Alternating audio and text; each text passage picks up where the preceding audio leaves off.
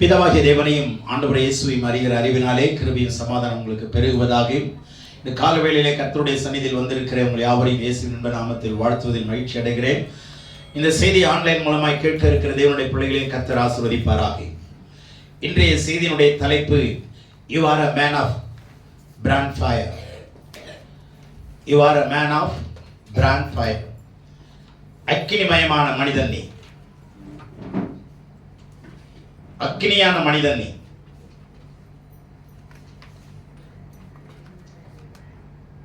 இந்த தலைப்பின் கீழ் உங்களோடு கூட பேச விரும்புகிறேன். ஒரு மனிதன் அக்கினிமயமாய் இருக்க வேண்டும், நெருப்பாய் இருக்க வேண்டும். நீ நெருப்பானவன், நெருப்பை போன்றவன் இல்லை, நீயே நெருப்பானவன். You are a brand fireman.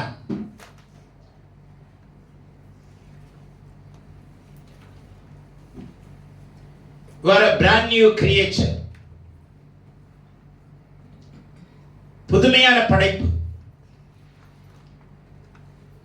நீ புதுமையான மனிதன்.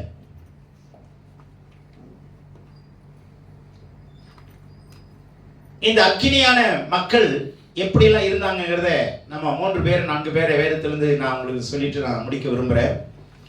ஏசாயா தீர்க்கதரிசி புத்தகம் 6ஆம் அதிகாரம் 5ஆம் வசனத்தை வாசிக்கும்படி கேட்கிறேன்.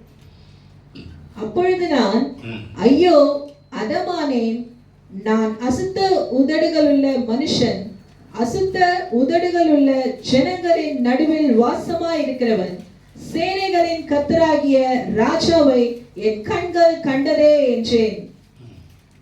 அப்பொழுது சேருபின்களில் ஒருவன் பலிபீடத்திலிருந்து தன் கையிலே பிடித்த குரட்டால் ஒரு நெருப்பு தழலை எடுத்து என்னிடத்தில் பறந்து வந்து, அதனால் என் வாயை தொட்டு, இதோ இது உன் உதடுகளை தொட்டதினால் உன் அக்கிரமம் நீங்கி உன் பாவம் நிவர்த்தியானது என்றான்.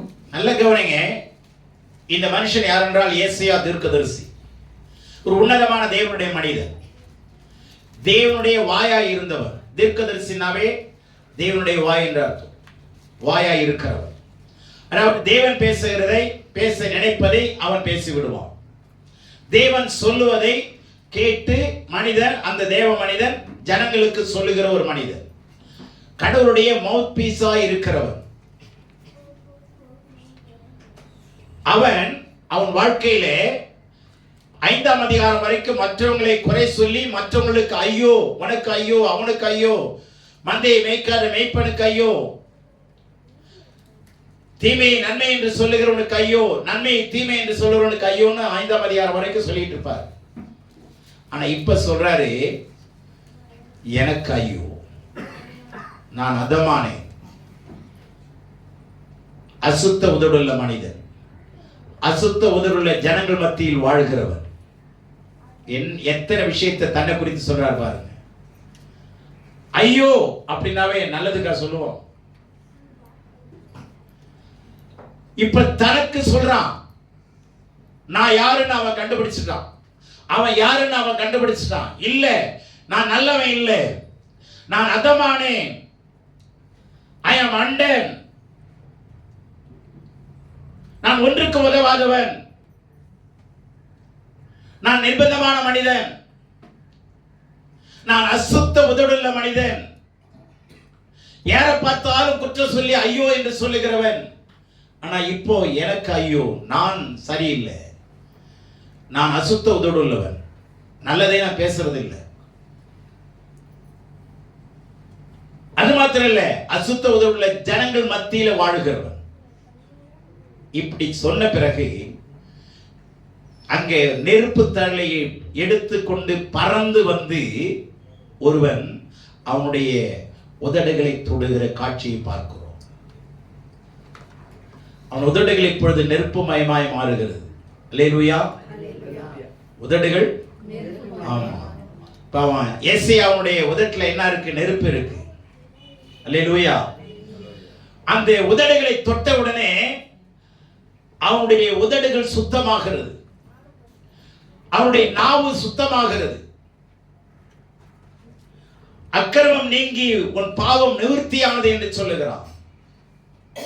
தேவனுடைய பிள்ளையே, உங்க வாயில கடவுளுடைய அக்கினி இறங்கணும். நமக்கு நல்லா அல்வான்னா பிடிக்கும், லட்டுன்னா பிடிக்கும், குலோப் ஜாம்னா பிடிக்கும், வாயில வச்சாலும் ஒரே சந்தோஷமா இருக்கும். ஆனா இப்ப அந்த உதடில் எதை வைக்கணும் சொல்லுங்க? அவங்க உதடில் எதை வைக்கணும்? நெருப்பு வைக்கணும். சொல்லுங்க. எதை பேசணும் எதை பேசக்கூடாதுங்கிறது தெளிவு இருக்கும். இதுல இருந்து புரியுதா? நெருப்புன்னா அர்த்தம் என்னன்னா, பட்சிக்கிற ஒன்று, சாம்பலாக்குகிற ஒரு, எல்லாத்தையும் எரிச்சு என்ன பண்ணிடும்? சாம்பலாக்கிறோம், சுத்தப்படுத்தும்.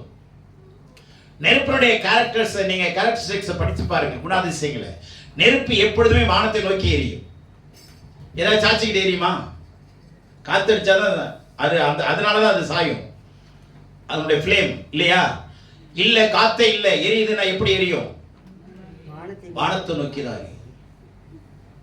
அடுத்தது, நெருப்பு தீவிரமா எரியும்.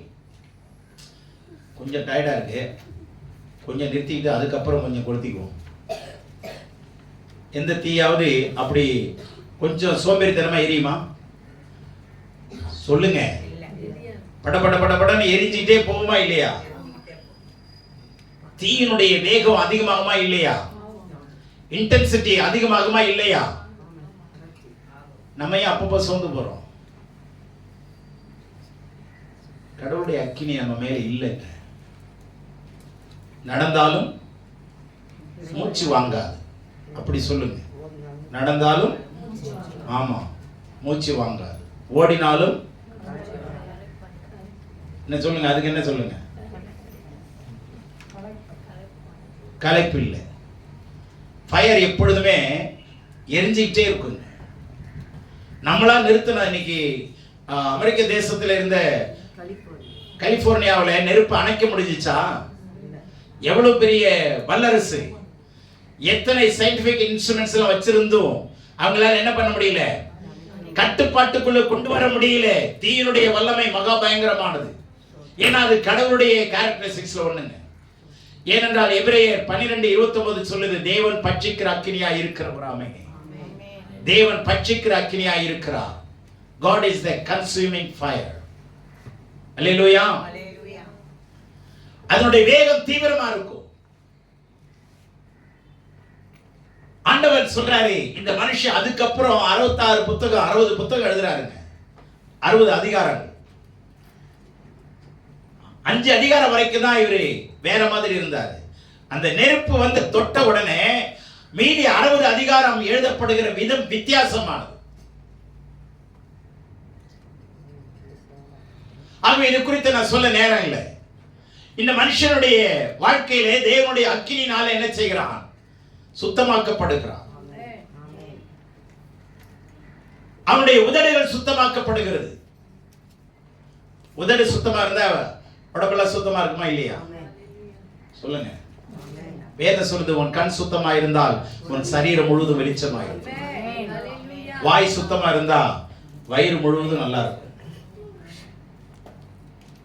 ஏப்பம் விட தேவையில்லை. ஏப்பம் விட்டுக்கிட்டு ஐயோ ஐயோன்னு கொத்திக்கிட்டு வயிறு வலிக்குது, கேஸ்ட்ரிக் ப்ராப்ளம், அந்த ப்ராப்ளம், இந்த ப்ராப்ளம். ஏன்?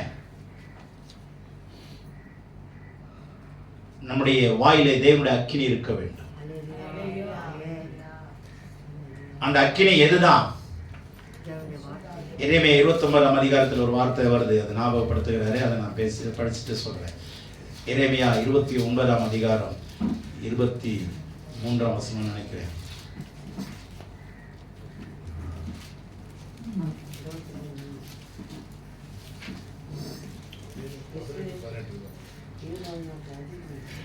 ம் 18 அப்படி.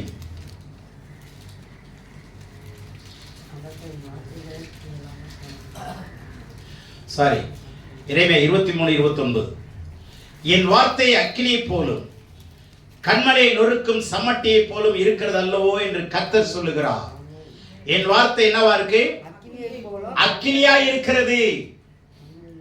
ஏனென்றால் தேவன் அக்கினியானவர், அவருடைய வார்த்தை அக்கினியாய் இருக்கிறது. இப்ப அந்த பட்சிக்கிற அக்கினி தழையில கொண்டு வந்து உங்களுடைய நாவல வைக்கும் பொழுது உங்களுடைய சரீரம் முழுவதும் சுத்தமாகிறது. என்ன வார்த்தையினால தான் இன்னொருத்தரை கெடுக்கிறோம், வார்த்தையினால தானே திட்டி இன்னொருத்தரை கிழிச்சுடுறோம் இருதயத்தை. அப்போ வார்த்தை ஆரோக்கியமா இருக்குமானால் அந்த வார்த்தை சுத்தமாக்கப்பட வேண்டும். அப்படி என்றால் அவனுடைய உதடுகள் என்ன செய்யப்பட வேண்டும்? ஆமா, அக்கினினால சுத்தப்படுத்துகிற தேவன் நம்முடைய தேவன். பல விதமான கிளன்சிங் ஏஜென்ட் இருக்குங்க பைபிள்ல. அதுல ஒரு முறையை தான் நான் பேசுறேன். இந்த மனிதனுடைய வாழ்க்கையில அக்கினி அவருடைய நாவில் இருந்தது. எரேமியாவின் புஸ்தகம் 20ஆம் அதிகாரம் 9ஆம் வாசிங்க. எரேமியா 20:9. ஆதலால் நான் அவரை பிரஸ்தாபம் பண்ணாமலும் இனி கர்த்தருடைய நாமத்திலே பேசாமலும் இருப்பேன் என்றேன். ஆனாலும் அவருடைய வார்த்தை என் எலும்புகளில் அடைப்பட்டு எரிகிற அக்கினியை போல் என் இருதயத்தில் இருந்தது. அதை சகித்து இளைத்து போனேன், எனக்கு பொறுக்க கூடாம போயிற்று. நல்ல கவனிங்க. ஆனாலும் நான் இதெல்லாம் பேசக்கூடாதுன்னு நான் இருந்தேன், இனிமே ஜெபம் பண்ண மாட்டேன்னு நினைச்சேன், பிரஸ்தாபம் பண்ணக்கூடாதுன்னு இருந்தேன். ஆனாலும் அவருடைய வார்த்தை என் எலும்புகளிலே அடைப்பட்டு எரிகிற அக்கினியை போல என் இருதயத்தில் இருந்தது. எரேமியாவுடைய சரீரத்தில் தேவனுடைய அக்கினி எங்க இருந்தது? எலும்புகளிலிருந்து இருதயத்துக்கு வந்துருச்சுங்க. எலும்புகளில் அடைப்பட்டு எரிகிற அக்கினியை போல என் இருதயத்தில் இருந்தது. தேவனுடைய பிள்ளையே, நமக்கு தேவ அக்கினி இருக்கா? சொல்லுங்க. அக்கினி இருக்குதுன்னா நாம இவங்களை போல ஊழியம் செய்யணும்.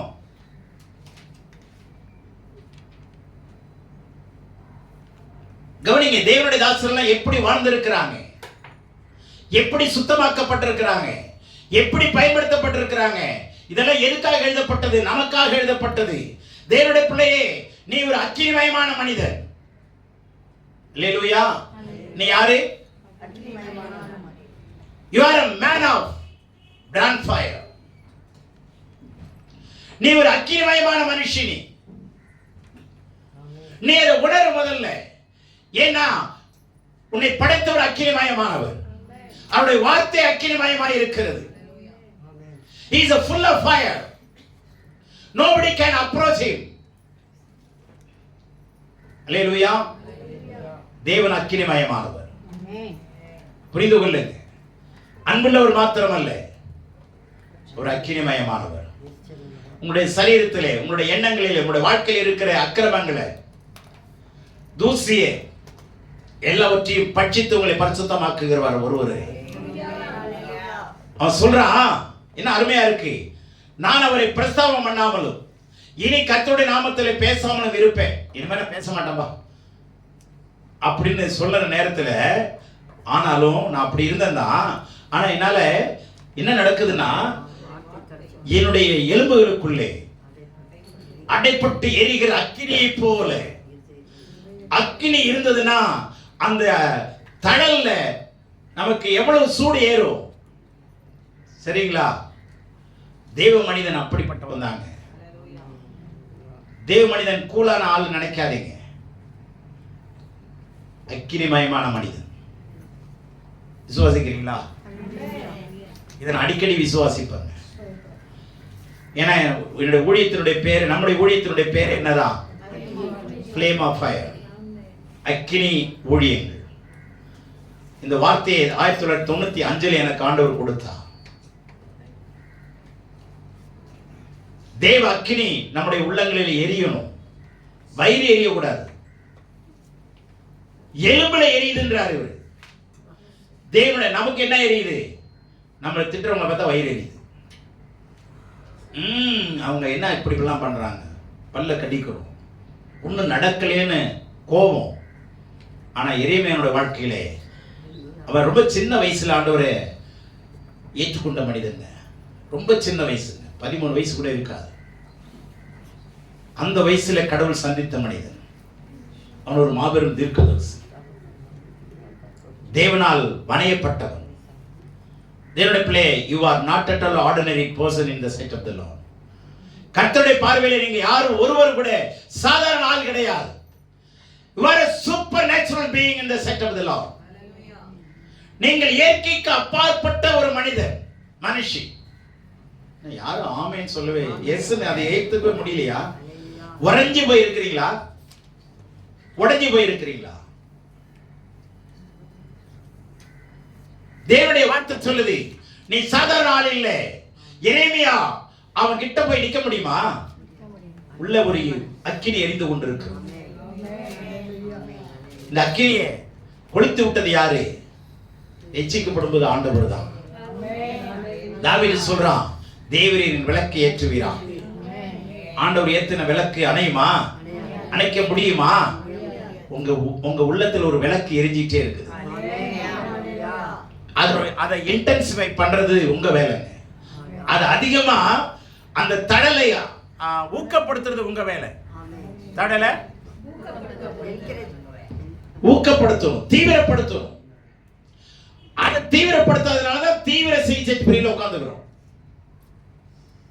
புரிஞ்சதா?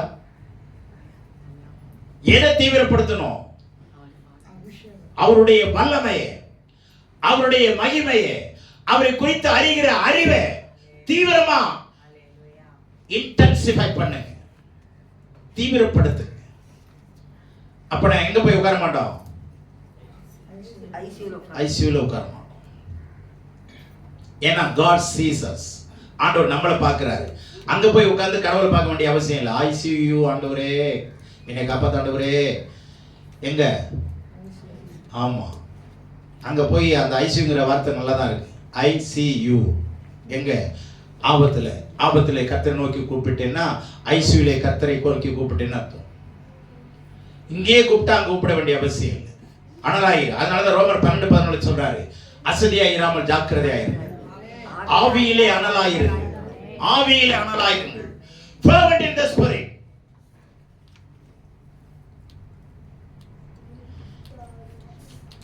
grow more, glow more. அதிகமா வளருங்க, அதிகமா வெளிச்சம் காட்டு. அல்லேலூயா. ஏன்னா ஆண்டவர் சொன்னாரே மத்தேயு 5:அதிகாரத்துல, you are the light of the world. நீங்கள் உலகத்துக்கு வெளிச்சமா இருக்கிறீர்கள். எரியிற விளக்கு தானே வெளிச்சமா இருக்க முடியும். யோவான் 5:35 என்ன சொல்லுது தெரியுமா? யோவான் எரிந்து பிரகாசிக்கிற விளக்காய் இருந்தார். John the Baptist as a glowing lamp. எரிந்து பிரகாசிக்கிற விளக்குங்க. அப்ப தேவனுடைய பிள்ளை நீங்களும் நானும் அறியாத மக்களுக்கு, அறிந்து கொண்டிருக்கிற மக்களுக்கு எப்படி இருக்கணும்? நெருப்பா இருக்கணும். சொல்லுங்க. ஆமா, ரஜினி சொல்றாரு, நான் எல்லாருக்கும் செருப்பா இருப்பேன். கலைஞர் சொல்றாரு, நான் எல்லாருக்கும் நெருப்பா இருப்பேன். ஒரு சிலருக்கு செருப்பாவும் இருக்கணும், அடிக்கிறதுக்கு இல்ல, உதவி செய்யறதுக்கு. அவங்கள்ட்ட நெருப்பை போல ஓடி உதவி செய்யும். அல்லேலூயா. தேவனுடைய பிள்ளைகளே, நெருப்பா இருங்க. ஆண்டவர் கலரை பார்க்கறதுல கருப்பா இருந்தாலும் நெருப்பா இருங்க, சிகப்பா இருந்தாலும் நெருப்பா இருங்க. அதுதான் முக்கியம்.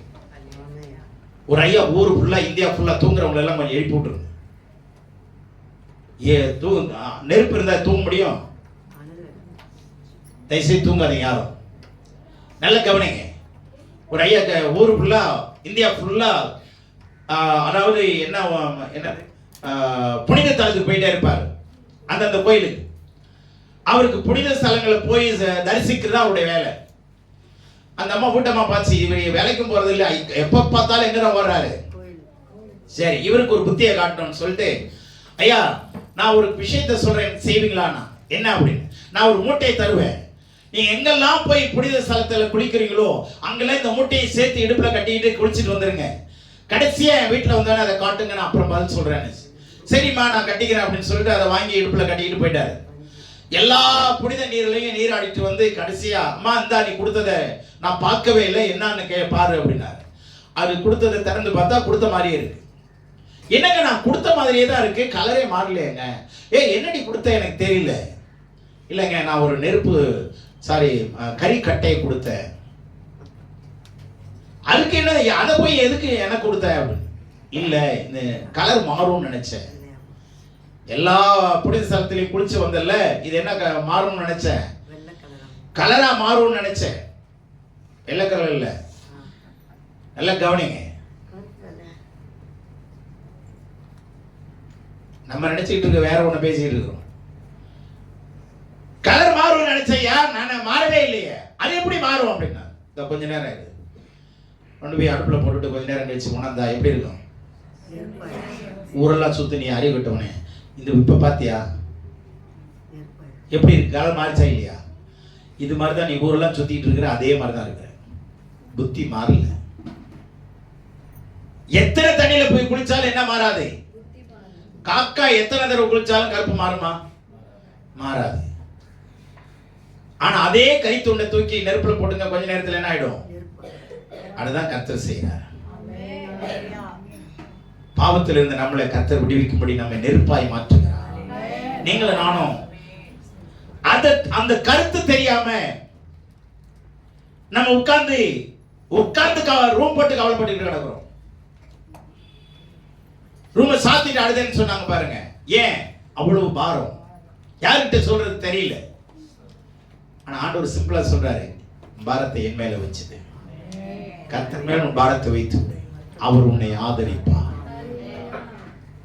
உன்னுடைய பிரஷரா எல்லாத்தையும் தூக்கி வை, ஃப்ரீயாயிரு. நான் உன்னை பார்த்துக்கிறேன், நான் உன்னை நெருப்பா மாத்துறேன். அல்லேலூயா.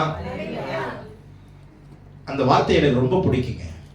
எலும்பில் அடைபட்டு எரிகிற நெருப்பை போல. எது? கர்த்தருடைய வார்த்தை. கர்த்தருடைய வார்த்தை, கடவுளுடைய வார்த்தையை உள்ளத்துல வைங்க, அதை சிந்திச்சுட்டே இருங்க. நேற்று நைட்டு 2 மணி இருக்கும், 3 மணி இருக்கும், என் சிந்தனை என்ன ஓடுதுன்னா, இந்த செய்தியை நைட்டு கொடுக்கணும்னு சொல்லி ஆண்டவர் எனக்கு இருதயத்தில் ஏவுனது பிற்பாடு, இதுக்கு என்ன தலைப்பு கொடுத்தா நல்லா இருக்கும், என்ன தலைப்பு கொடுத்தா நல்லா இருக்கும் தெரியவே இல்லை. நான் எப்போதுமே ஒரு 5-6 தலைப்பு எழுதுவேன். எது டாப்பாக இருக்குது, எது பெஸ்ட்டாக இருக்குது அப்படிங்கிறத செலக்ட் பண்ணணும். இது 2 மணி 3 மணிக்கு என் இருதயத்தில் ஓடிக்கிட்டே இருக்கு. என்ன இருக்கும், எப்படி கொடுக்கலாம், எது சரியாக இருக்கும், எது சரியாக இருக்காது, இந்த சிந்தனை தான் ஓடுது. நமக்கு என்ன பிரச்சனை? தூக்கமே வரவே இல்லையா? தூக்க முடியலையா? ஆண்டவரே எனக்கு தூக்கத்தை கொடு. கர்த்தருக்கு பிரியமானவனுக்கு நித்திரையை கொடுக்கிறார். கர்த்தருக்கு பிரியமானவனுக்கு, ஆமா, 2 மணி நேரம் தூங்கினாலும் 20 மணி நேரம் தூங்கின மாதிரி ஆண்டவர் உனக்கு பலத்தை கொடுப்பார். அல்லேலூயா. நெருப்பா இருக்க பழகுங்க. நம்மெல்லாம் ஆண்டவருக்குள்ள யாரா இருக்கணும்? நெருப்பா இருக்கணும். விசுவாசிங்க. இன்னொரு மனிதரை காட்டி முடிக்கிறேன், டைம் ஆயிடுச்சு இப்பவே. சகரியா 3ஆம் அதிகாரம் 1-4 படிங்க. அவர் பிரதான ஆசாரியனாகிய யோசுவாவை எனக்கு காண்பித்தார். அவன் பிரதான ஆசாரியன். he was high priest. ஆசாரியன்ல மிக பிரதான ஆசாரியன். ஆசாரியனா ஊழியம் செய்யறவன். அவன் பிரதான ஆசாரியன், சீஃப். இப்போ அவனை ஆண்டவர் சகரியா தீர்க்கதரிசி காட்டுறார். அவன் கர்த்தருடைய தூதனுக்கு முன்பாக நின்றான். அவன் கர்த்தருடைய தூதனா, அந்த கர்த்தருடைய தூதன்கிறவர் யாருன்னா இயேசுதான். அவருக்கு முன்பாக நிற்கிறான். சாத்தான் அவனுக்கு விரோதம் செய்ய அவன் வலது பக்கத்திலே நின்றான். கவனிங்க, பிரதான ஆசாரியன் யாருக்கு முன்னாடி நிற்கிறானா? தேவ தூதனுக்கு முன்பாக நிற்கிறான். வலது பக்கத்தில், அவனுடைய வலது பக்கத்தில் யார் நிற்கிறது? சாத்தான் நிற்கிறான். எதுக்கு? பொல்லாங்கு செய்ய, உனக்கு பிரச்சனையை கொடுக்க. முன்னாடி இயேசு இருக்கிறாரு, ஏன் சைடுல பிசாசு இருக்கிறான்?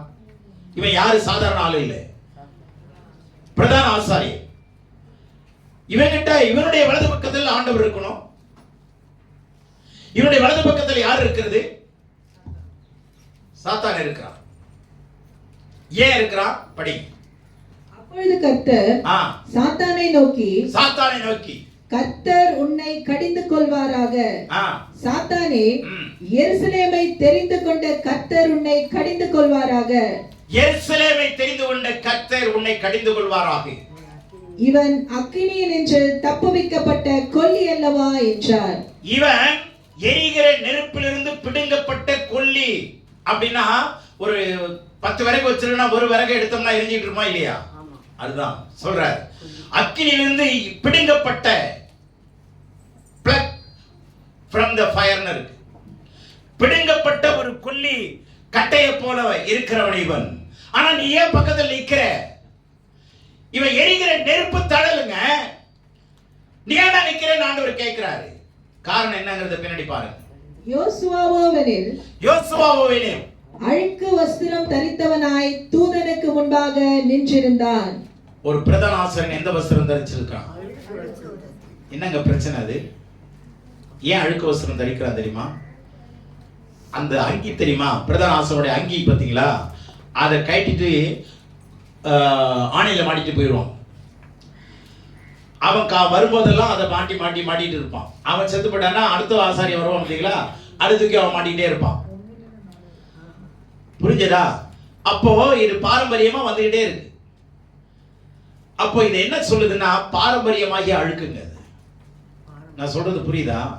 சடங்காகிய அழுக்கு, முன்னோர்கள் செஞ்ச சடங்கு, முன்னோர்கள் கற்றுக் கொடுத்த பழைய பழக்கங்கள், பழைய வழக்கங்கள், சம்பிரதாயங்கள், பாரம்பரியங்கள், இதெல்லாம் தூக்கி மாட்டிட்டு வரோம். நீங்க ரட்சிக்கப்பட்ட பிற்பாடு பாருங்க, கரண்ட் போயிடுச்சு, கரண்ட் வருதுன்னா டக்கு டக்குனு இப்படி பண்ணிக்குவாங்க. பழக்கம் இருக்கா? சர்ச்சுக்கு ஒரு முறை அந்த மாதிரி பார்த்துருக்கிறேன் நான். இங்கே இருக்கிறீங்க நீங்க, சர்ச்சுக்கு வரும்போதே கரண்ட் வந்துருச்சுன்னா என்ன பண்ணுவாங்க சொல்லுங்களேன்? பழக்கம் இருக்குல்ல, சின்ன பழக்கம் இல்ல. ஏன்? ஆண்டவர் சொல்றாரு, நீ தான் வெளிச்சமா இருக்கிற. நீ வெளிச்சத்தை பார்த்து, மனுஷன் ஏற்படுத்தின வெளிச்சத்தை பார்த்து நீ என்ன இப்படி பண்ணிக்கிற அப்படின்னா என்ன அர்த்தம்னு கடவுள் கேட்பார். நீங்க பதில் சொல்லுங்க. சின்ன சின்ன சடங்கா இருந்தாலும் பெரிய பிரச்சனையை கொண்டு வருங்க. சின்ன ஒரு ஓட்டை தாங்க ஒரு பெரிய டேங்க்ல இருக்கிற தண்ணி என்ன பண்ணும்? காலி பண்ணும், ட்ரைன் ஆயிடும். நைட்டு பார்த்தீங்கன்னா டேப் நிறைய பேர் ஃபுல்லா திறக்க மாட்டாங்க, மூட மாட்டாங்க. அதை முக்காசி மூடிட்டு விட்டுட்டு போயிடுவாங்க. அது பாட்டில் தண்ணி கொட்டிக்கிட்டே இருக்கும். இந்த வேலையை தான் நம்ம செய்யறோம். எங்கேயாவது ஓட்டை இருக்கு, எங்கேயோ நம்முடைய பிரச்சனை இருக்கு. இவன் பாரம்பரியத்தை அணிஞ்சிட்டு இருக்கிறான், சடங்கு சம்பிரதாயத்தை பின்பற்றி கொண்டிருக்கிறவன பக்கத்துல யார் இருக்கிறது? வலது பக்கத்துல யார் இருக்கிறது? திரும்பி பார்த்து அவன்கிட்ட சொல்லுங்க, நான் இனிமே கட்டி போட்டுறேன். நீங்க அவனை சொல்லவே வேணாம், நீங்க கட்டிட்டீங்கன்னா அவன் ஓடிடுவான். புரிஞ்சிச்சா? சிம்பிளா செய்யுங்க, சிம்பிளா செய்யுங்க.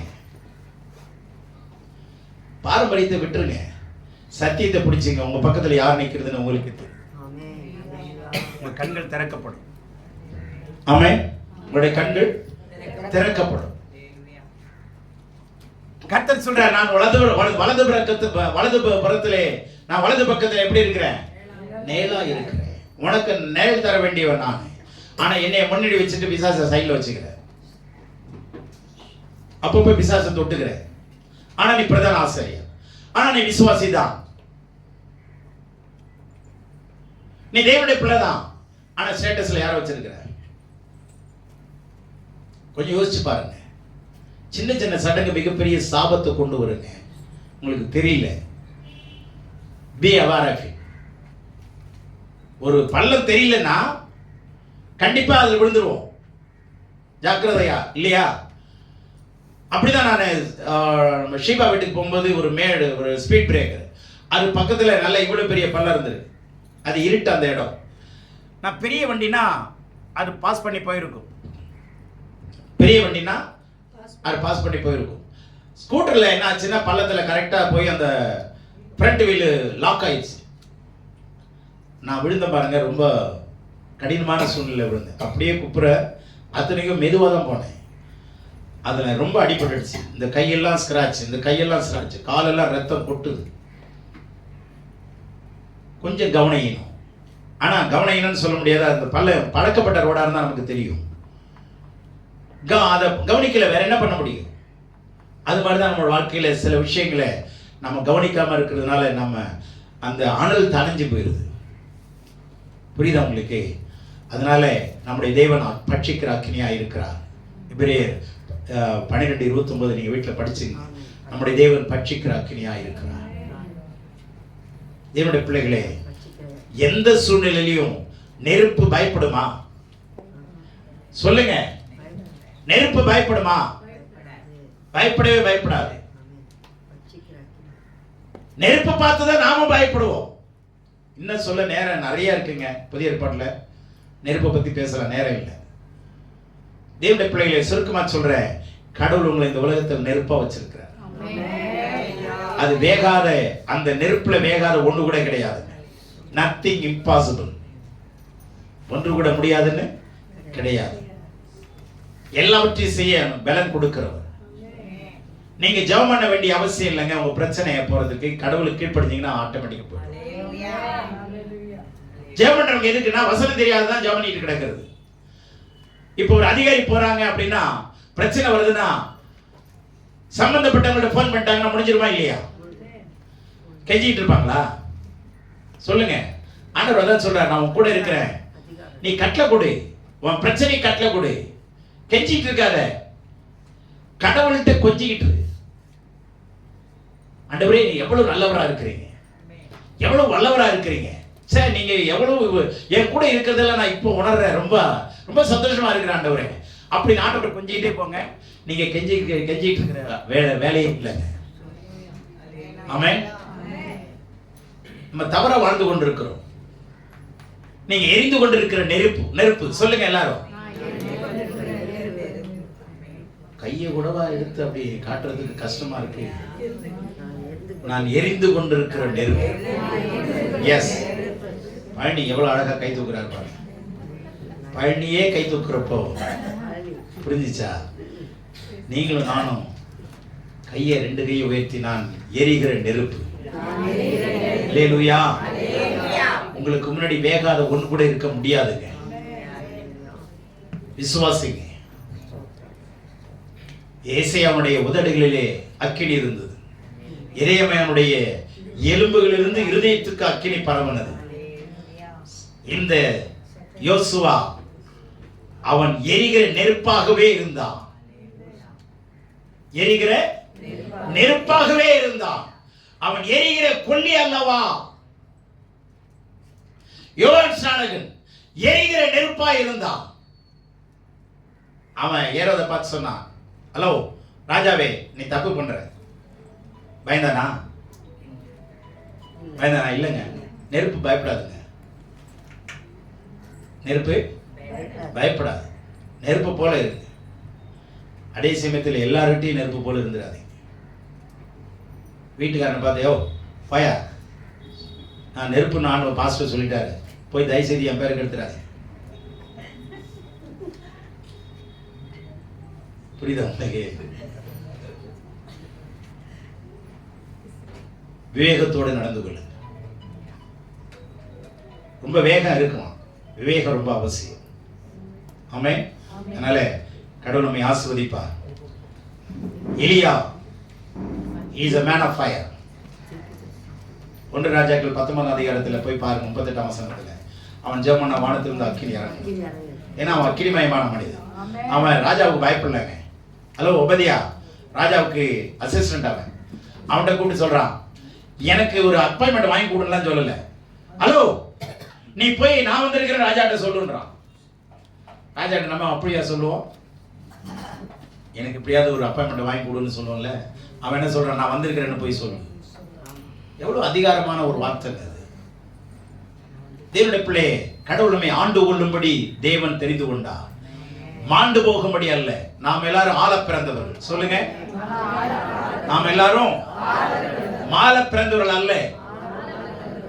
நாம் எல்லாரும் ஆண்டு கொள்ளுகிறவர்கள். மாண்டு போகிறதற்கு ஆண்டவர் நம்மளை அழைக்கல. நீங்க நெருப்பாய் இருக்கும்படி தேவன் அழைத்தார். உங்க வாழ்க்கையில தேவனுடைய நெருப்பு எங்க இருக்குதுன்னு கண்டுபிடிங்க. இது ஃபுல்லாவே கடவுளுடைய வார்த்தை தான். இதுல தான் தேவனுடைய வல்லமை நிறைந்த வார்த்தைகள், அக்கினிமயமான வார்த்தைகள். கர்த்தருடைய வார்த்தை அக்கினியை போல, கண்மலையை நொறுக்குகிற வல்லமை அதுல இருக்கு. சம்மட்டியை போல அந்த வார்த்தையை பிடிச்சுங்க. உங்க வாழ்க்கையில அந்த சம்மட்டியை வச்சு அடிச்சா நொறுங்காத ஒண்ணு கூட இருக்க முடியாது. எந்த வியாதியும் நொறுங்கி போயிடும். கர்த்தருடைய வார்த்தைக்கு அவ்வளவு வல்லமை இருக்கு. அதனால கர்த்தர் அக்கினியான தேவன் உங்களையும் என்னையும் அக்கினியா வைத்திருக்கிறார். கர்த்தர் தாமே நம்மை ஆசீர்வதிப்பாராக. ஆமென்.